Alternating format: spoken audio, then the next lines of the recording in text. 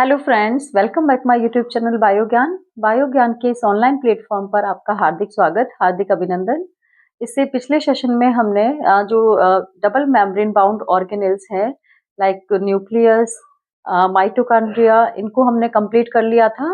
और आज के सेशन में हम कंप्लीट करेंगे प्लास्टिड को, यानी लवक। तो ये लवक होता क्या है, डिस्कवरी किसने की थी, इसका स्ट्रक्चर क्या है और इनके टाइप्स क्या हैं, तो आज के हम इस सेशन में जानेंगे इसके बारे में।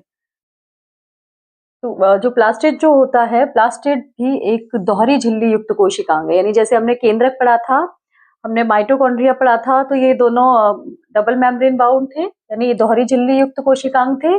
तो इसी प्रकार अपना जो प्लास्टिड जो होता है, प्लास्टिड भी दोहरी झिल्ली युक्त कोशिकांग होता है।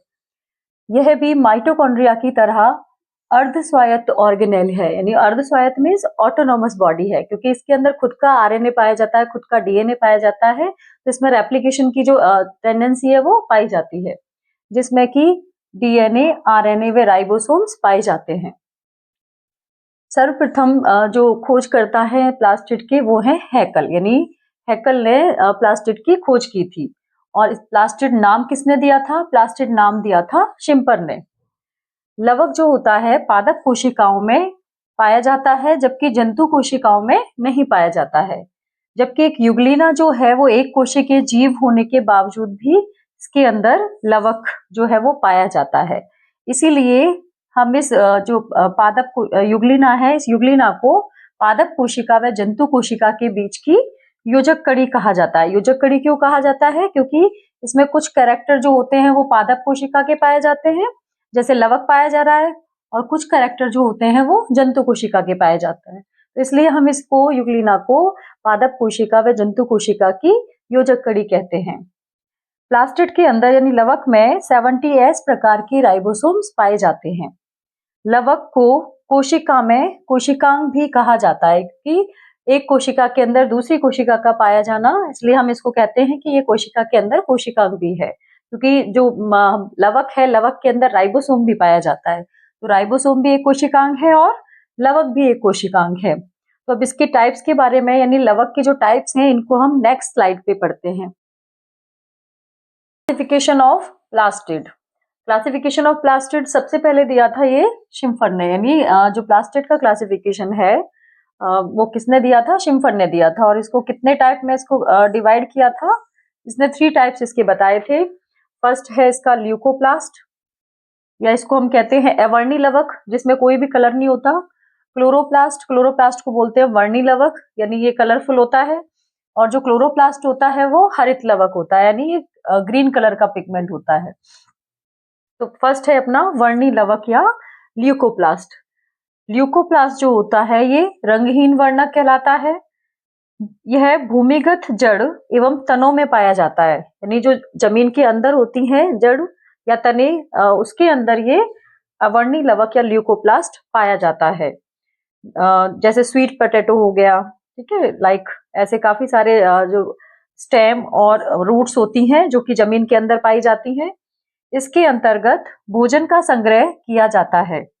भोजन के संग्रह के आधार पर हम इसको फिर से फर्दर 3 टाइप्स में डिवाइड कर सकते हैं। फर्स्ट है इसमें एमाइलोप्लास्ट, और सेकंड है एल्यूरोप्लास्ट, और थर्ड है इलियोप्लास्ट। यानी एमाइलोप्लास्ट नाम से पता चल रहा है। एमाइलेज, एमाइलेज क्या? एक शुगर होती है, शर्करा होती है, यानी इसके अंदर कार्बोहाइड्रेट का संग्रह किया जाता है। एमाइलोप्लास्ट के अंदर इसका संग्रह किया जाता है कार्बोहाइड्रेट का।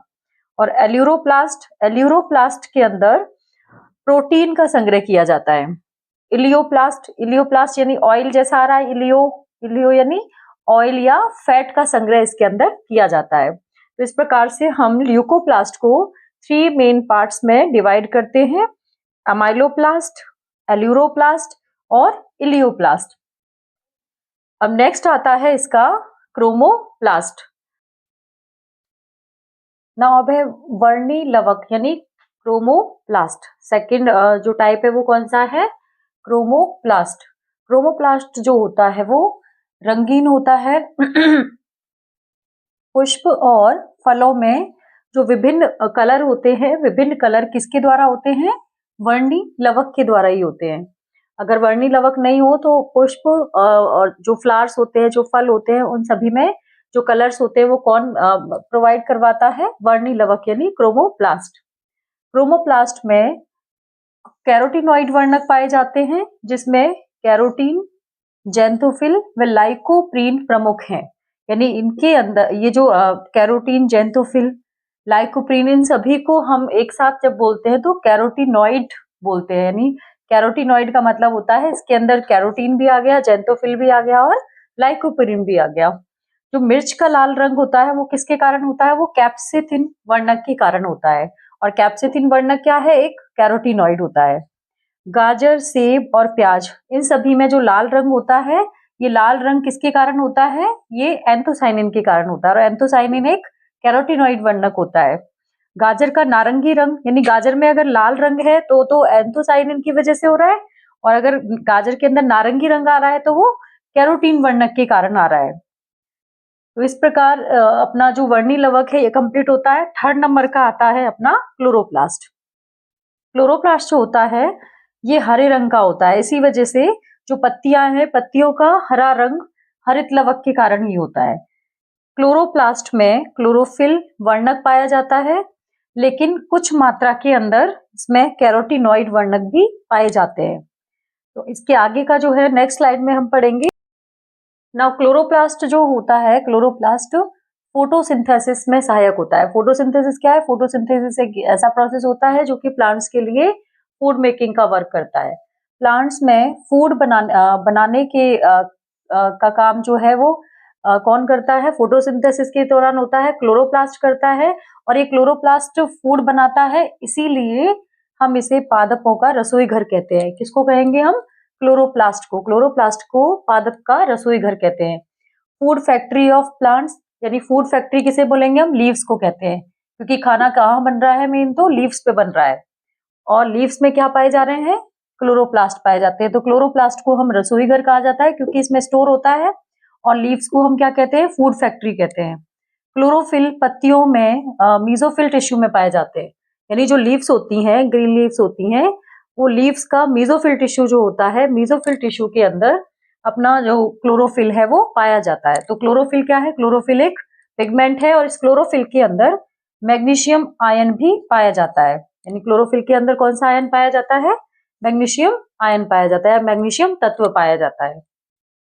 अब जो फोटोसिंथेसिस होता है, फोटोसिंथेसिस मेनली टू स्टेप में कंप्लीट होता है। एक तो होती है उसके अंदर लाइट रिएक्शन, और एक होती है डार्क रिएक्शन। लाइट रिएक्शन तो सनलाइट की प्रेजेंस में होती है, और जो डार्क रिएक्शन है उसमें सनलाइट की नीड नहीं होती है।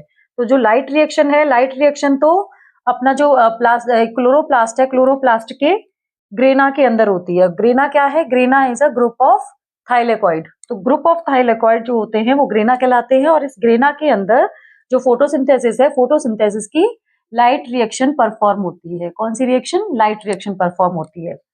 और जो डार्क रिएक्शन होती है वो क्लोरोप्लास्ट के स्ट्रोमा के अंदर होती है। स्ट्रोमा क्या है? स्ट्रोमा एक लिक्विड होता है। किसका लिक्विड होता है? ये क्लोरोप्लास्ट का लिक्विड है।